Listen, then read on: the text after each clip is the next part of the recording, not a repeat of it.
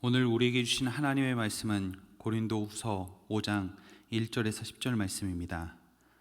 만일 땅에 있는 우리의 장막집이 무너지면 하나님께서 지으신 집 곧 손으로 지은 것이 아니요 하늘에 있는 영원한 집이 우리에게 있는 줄 아느니라. 참으로 우리가 여기 있어 탄식하며 하늘로부터 오는 우리 처소로 덧입기를 간절히 사모하노라. 이렇게 입음은 우리가 벗은 자들로 발견되지 않으려 함이라. 참으로 이 장막에 있는 우리가 짐진 것 같이 탄식하는 것은 벗고자 함이 아니요 오히려 덧입고자 함이니 죽을 것이 생명에 삼킨 바 되게 하려 함이라. 곧 이것을 우리에게 이루게 하시고 보증으로 성령을 우리에게 주신 이는 하나님이시니라. 그러므로 우리가 항상 담대하여 몸으로 있을 때에는 주와 따로 있는 줄을 아노니 이는 우리가 믿음으로 행하고 보는 것으로 행하지 아니함이로다. 우리가 담대하여 원하는 바는 차라리 몸을 떠나 주와 함께 있는 그것이라. 그런즉 우리는 몸으로 있든지 떠나든지 주를 기쁘시게 하는 자가 되기를 힘쓰노라. 이는 우리가 다 반드시 그리스도의 심판대 앞에 나타나게 되어 각각 선악간에 그 몸으로 행한 것을 따라 받으려 함이라. 아멘. 성경은 종종 우리의 인생을 나그네의 여정으로 묘사하고 있습니다. 우리가 아무리 여행 중에 머문 숙소가 좋을지라도 그곳은 영원히 거하는 곳이 아니라 결국 다시 자신의 집으로 돌아가야 합니다. 우리 인생도 마찬가지입니다. 우리는 이 땅에서 영원히 거할 것이 아니요 우리를 창조하신 하나님의 곁으로 다시 돌아가야 하는 인생입니다. 오늘 사도 바울은 이러한 인생의 모습을 두 가지 집으로 묘사하고 있습니다. 먼저 이 땅에서 육체를 가지고 살아가는 인생을 장막집이라 말하고 있습니다. 장막집은 영원한 것이 아닙니다. 임시적으로 머물기 위해 설치하는 것이 장막집입니다. 이러한 장막집의 시간이 지날수록 강한 풍파가 몰아치면 쉽게 상할 수도 있고 무너질 수도 있습니다. 잠시 머무르는 집이라 모든 것이 완벽하게 갖추어지지 않아서 불편함이 동반할 수도 있습니다. 그리고 무엇보다 장막집은 언젠가는 반드시 떠나야 되는 집이 장막집입니다. 이러한 장막집은 우리의 육체와 같습니다. 아무리 강하고 영원할 것 같은 인생의 시간을 우리가 보내고는 있지만 시간이 지날수록 장막이 연약해지고 쇠하는 것처럼 우리의 육체도 그렇습니다. 수많은 인생의 시간을 보내면서 고난과 역경, 슬픔과 아픔을 통하여 우리는 연약해집니다. 인간의 수고와 노력을 통하여 고치고 유지하려 하지만 그것도 영원할 수는 없습니다. 언젠가는 육체의 죽음이라는 것을 통해 장막의 집을 떠나야 되는 순간이 누구에게나 찾아오게 됩니다. 이러한 인생이 우리의 인생의 끝이라면 우리는 너무나 허무할 것입니다. 인생의 시간 동안 수많은 노력과 수고가 육체의 죽음이라는 것 때문에 한순간 영원히 사라져 버리기 때문입니다. 그러나 하나님께서는 오늘 믿음의 성도들에게 육체의 장막집이 끝이라 말씀하지 않으십니다. 오늘 사도 바울의 말씀을 전한 것처럼 장막집이 무너지면 하나님께서 지으신 집, 하늘에 있는 영원한 집이 우리에게 있다 말씀하고 있기 때문입니다. 이 집은 사람의 손으로 지은 집이 아니요 하나님께서 우리를 위하여 직접 지으신 집입니다. 이 집은 장막집과 같이 무너지고 떠나야 되는 집이 아니요 영원한 집이라 우리에게 말씀하고 있습니다. 이러한 집은 장차 믿음의 성도들이 입게 될 거룩한 부활의 몸을 말씀하고 있는 것입니다. 그러면 이러한 장막의 집을 떠나 하늘에 있는 영원한 집을 누리게 되는 은혜, 그 은혜를 누가 누릴 수 있게 될까요? 바로 예수 그리스도를 구주로 영접하고 믿음 안에 살아가는 우리 그리스도인들에게 허락하여 주셨습니다.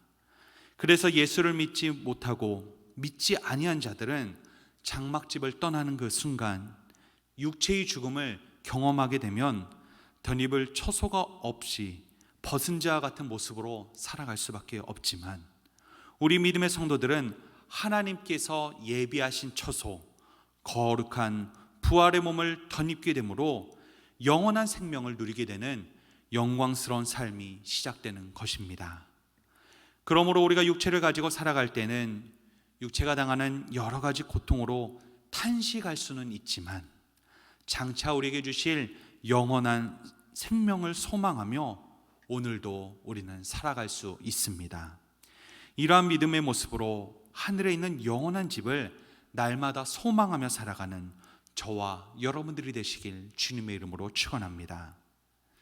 믿음의 성도는 장차 영원한 집을 덧입게 된다는 것을 알고는 있지만 일상에 살아가면서 그 사실을 쉽게 망각할 때가 많이 있습니다. 부활의 몸을 사모하면서도 현실에서는 구체적으로 느끼지 못할 때가 있습니다. 그래서 하나님께서는 우리가 명확하게 깨닫고 확신할 수 있도록 오늘 성령님을 보증으로 우리에게 보내주셨다 말씀하고 계십니다. 하나님께서 성령님을 우리에게 보증으로 보내주셨다는 것은 삼위일체 하나님께서 자신 스스로를 우리에게 증거로 삼으셨고, 그 누구보다 부활에 대해 또 우리에게 주실 영원한 그 처소에 대해 확증하고 계시다는 것입니다. 보증으로 오신 성령님께서 또한 우리 안에 계시며 우리가 부활하여 몸을 입을 수 있도록 계속해서 오늘도 준비시키고 계십니다. 성령님의 인도하심에 따라 살아갈 수 있게 하시며 성령님의 주관하심으로 우리의 인생을 보호하고 계십니다.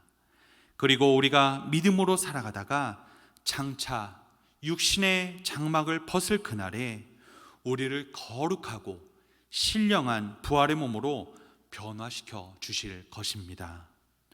보증으로 보내주신 성령님을 통해 오늘 우리는 부활을 확신할 수 있습니다. 부활을 확신하는 성도는 더 이상 이 땅의 육신의 삶에 소망을 두지 않을 수 있습니다. 이 땅의 삶에 연연하지 않고 영광스러운 부활의 몸을 허락하셔서 영원한 거처를 누리게 하실 하나님을 온전히 바라볼 수 있고, 그 주님으로 말미암아 우리가 기뻐하며 살아갈 수 있게 되는 것입니다. 그래서 오늘 사도 바울은 본문 9절에서 이와 같이 고백하는 것입니다. 그런즉 우리는 몸에 있든지 떠나든지 주를 기쁘시게 하는 자가 되기를 힘쓰노라. 사랑하는 성도님, 믿음의 성도에게는 영원한 본향이 준비되어 있습니다. 그래서 이 땅에서 고난과 역경에도 낙심하지 않고 믿음으로 살아갈 수 있습니다.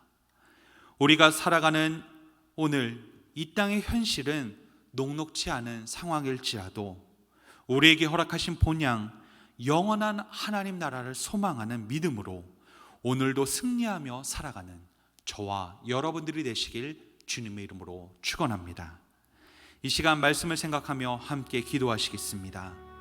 우리는 이 땅의 나그네 인생을 기억하게 하시고 믿음의 성도들에게 허락하신 하늘에 있는 영원한 집, 하나님께서 허락하신 그 영원한 본향을 오늘도 소망하며 주 안에서 기뻐하며 살아가는 자들 되게 하여 주시옵소서. 한 목소리로 기도하며 나아가도록 하겠습니다. 살아계신 아버지 하나님, 진심으로 감사합니다. 오늘도 우리에게 귀한 말씀을 허락하여 주시고, 하나님, 우리가 이 땅에 연연하지 않고 하나님께서 장차 우리에게 주실 그 귀한 곳, 하늘에 있는 본향, 하나님께서 지으신 영원한 하늘의 집을 소망하며 살아갈 수 있는 은혜를 주심을 감사드립니다. 하나님, 우리가 이 땅의 나그네의 삶일지라도 우리가 돌아갈 본향이 있기 때문에 우리는 그 본향을 바라보며 이 시간을 견딜 수 있습니다. 이곳에서 인생 풍파와 고난의 시간을 보내지만 우리는 장차 우리에게 누리실 그 영광스러운 곳을 우리는 소망하며 또 부활의 그 순간들을 기뻐하며 사모하며 이 시간들을 견뎌낼 수 있습니다. 오늘도 주님 나라를 소망하며 주님 주실 그 영광을 소망하며 살아가는 자들 되게 하여 주시고, 또한 이러한 소망을 주신 주님 안에서 기뻐하며 날마다 그 모든 영광을 하나님께 올려드리는 우리의 삶이 될 수 있도록 인도하여 주시옵소서. 이제는 우리 구주 예수 그리스도의 은혜와 아버지 하나님의 크고 놀라우신 사랑하심과 성령님의 교통하심이 오늘도 영원한 본향을 소망하며 살아가기를 원하는 모든 영혼들 위해 영원토록 함께 하시길 간절히 축원하옵나이다. 아멘.